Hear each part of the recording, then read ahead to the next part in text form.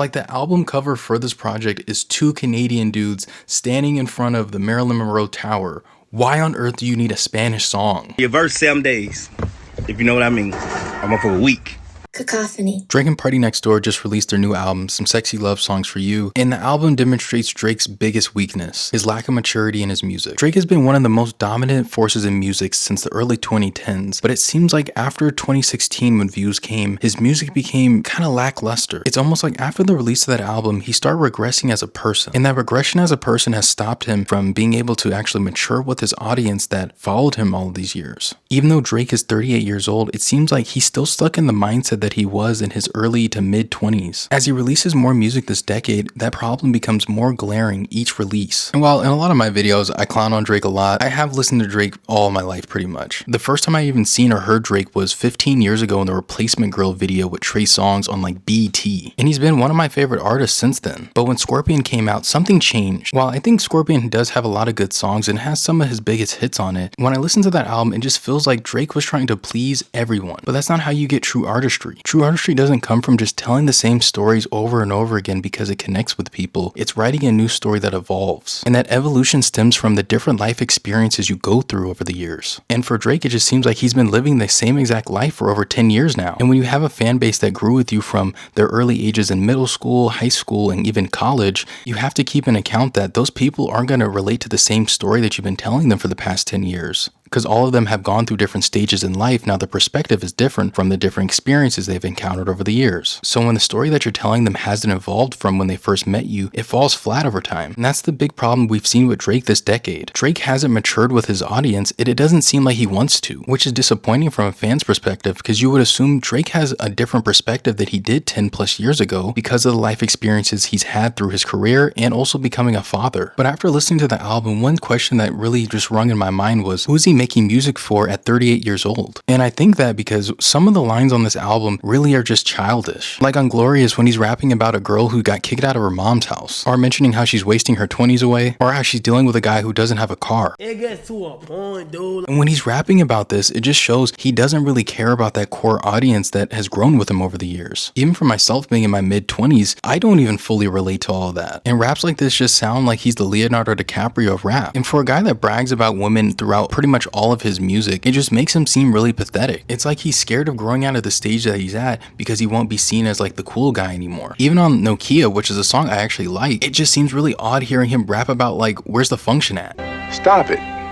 Get some help. If you had an uncle or a co-worker and they were like, hey bro, where's the function at? You'd be looking at them like they're a loser. Even on Small Town Fame, he has a line where he says, bitch, I feel like Tate McRae. Like, why on earth are you comparing yourself to a 21-year-old? He just makes himself seem like he's trying to capture his own youth through the women that he's with. When you think about that without the star status of him being Drake, he just seems really pathetic and weird. And like I said, if any person in your day-to-day life around his age said that to you, you look at them like they're crazy. Not only that, he's still trying to like buy love from these women. That price on your love, 10 bands your mind, 20 bands your mind. Like, Drake obviously is rich as hell and he can afford anything that he wants and can spend money however he wants. But if you're spending millions of dollars a year on women and you cannot keep any of the women in your life, that's a big problem. Let's talk about it.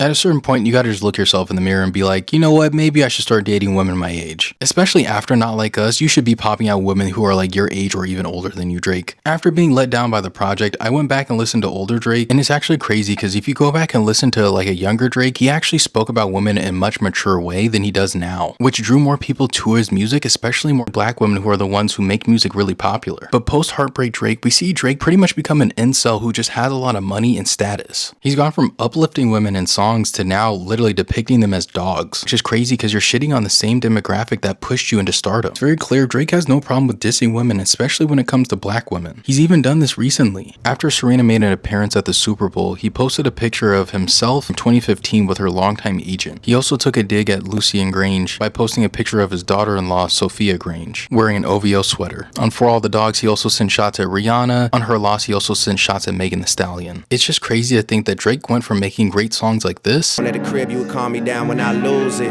Told you I think I'm done acting, I'm on to making songs like this now. Girls might trip when you show them the tag. The group chat's lit like, bitch, I'm a gag.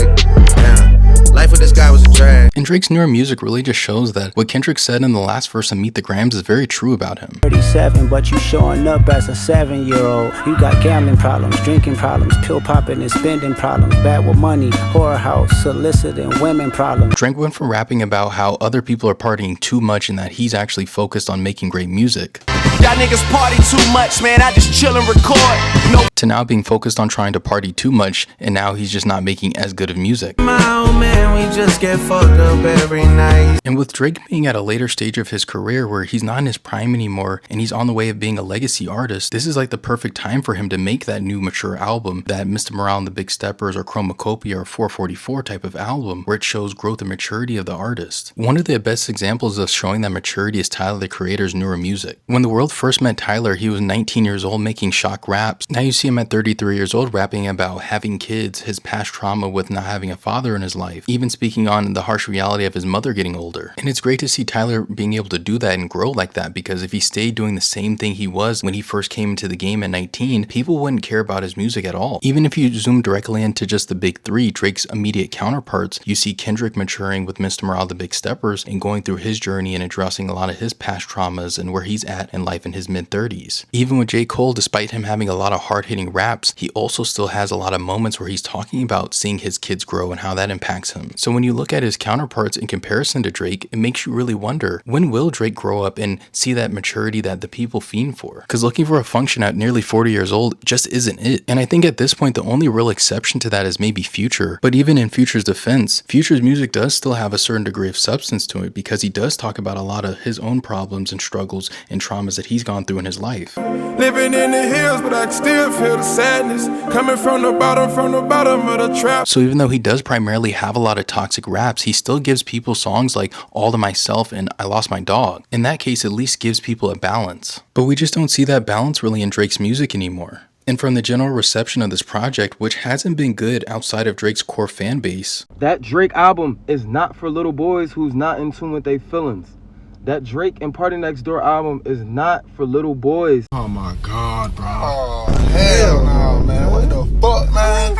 Get your... The vast majority of past fans and casual listeners are also tired of this direction he's been in. And none of this is to mean that Drake isn't talented. He is one of the most talented artists in the world. But over the past couple of years, we haven't really seen that talent put to full use. And the usual Drake formula just isn't working as well as it used to. And this new album is a prime example of that. There's stronger moments like on Gimme a Hug or on Nokia in the first part of the song, but then there's also really low lows in this album, like Meet Your Padre. To meet your madre, pay my respects to your padre, mi amor.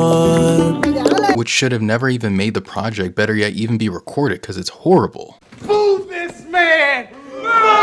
And this is the second time he's done this like Spanish song when Drake can't speak Spanish really well and he does an accent that just sounds so cringeworthy. I live like Sopranos, Italianos. I've been el chico for 50 años. And the song itself is just poorly written. Like, the album cover for this project is two Canadian dudes standing in front of the Marilyn Monroe Tower. Why on earth do you need a Spanish song? And it's like the Spanish already sounds bad, but he also mixes it with the Caribbean influence, which just makes it sound worse. If anything is it went from worse to worse, sir. Drake has dated women young enough that he could be their own father. Why do you need to make this song? A lot of the other songs on this album sound pretty much identical to themselves. Like, they have the same drum pattern and BPM to them. And it sounds just like a regular Party Next Door Drake song. To be honest, if this album would have came out in like 2015, 2016, it probably would have been received a lot better. But there's nothing really on this project that we haven't seen them do. And all the new aspects that we hear from them aren't really done really well, which is kind of the same problem Drake had with Honestly Nevermind. I personally listen to a lot of different music, so I appreciate him kind of stepping outside of the box, outside of his regular routine. But one thing about Drake's versatility is that though he can do a lot of different things, he can't do them really well. And when you compare a house album like Honestly Nevermind and stack it up to Renaissance, it just looks really bad. Like, yes, Drake, you can make this certain type of music, but you don't take it to any further depth. You don't add anything new to the genre outside of something you've already done before. As opposed to when Beyonce did Renaissance, where you see Beyonce pulling from different historical elements of house music and black influence on that. Not only did the album feature a range of sound on it, it's also highly cohesive, and it had people playing the album front to back in clubs, which is insane. So when you go back and listen to an album like Honestly Nevermind, it really just feels like H&M music. Or like, a lot of his music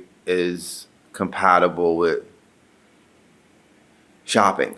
It doesn't really have a sound that really draws your attention to it. And it just sounds like background music that was created because you had the ability to do it and you had the interest in the music, but you didn't want to take it to anything further or add anything new to the genre, which ultimately just waters down the music, which all ties back to Drake not maturing as an artist and just being okay where he's at because it's been successful for him for so long. And due to Drake being so massive as an artist, when he does things like this, it actually holds back the entirety of the genre and the other artists in that same space. Because the magnitude of his stardom, he sets the standard for what comes after. And when you keep the bar so low for yourself because that's what it works for you, it diminishes the overall quality of other bodies of work because it doesn't force other artists to actually evolve. And that's why moments like Igor winning over DJ Khaled's album is so important for music as a whole. That shows other artists in the same space and the artists that are coming into the space that you can still pour high levels of passion and creativity into your artistry and win. And the vast majority of Drake's music lacks that passion and creativity that it used to have. And that's why even though Drake is the most commercially successful and has the most hits, his artistry doesn't match up to someone like Kanye, Kendrick, Tyler, or Travis, because each of them make it a point to bring creativity to the highest level. Less so with Kanye right now because his music has just been lackluster as well over the past couple of years, and then also he's just a terrible person now. But that's for a whole nother video.